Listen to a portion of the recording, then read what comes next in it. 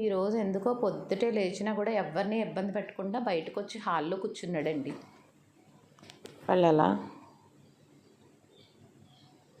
ఇటు బుద్ధిగా వెయిట్ చేస్తున్నావురా పొద్దున్నే. బాబాయ్ గుడ్ బాయ్ అండి బాబు, గుడ్ బాయ్. లియో బాబు పొద్దున్నే భలే వెయిట్ చేస్తున్నావు అమ్మా, ఎవరిని డిస్టర్బ్ చేయకుండా. బయట వర్షం పడింది. దొంగ చూపులు ఎందుకు చూస్తున్నావు? దొంగ చూపులు ఎందుకు చూస్తున్నావు? బయట వర్షం పడింది. వర్షం రాత్ర వర్షం పడింది పైన.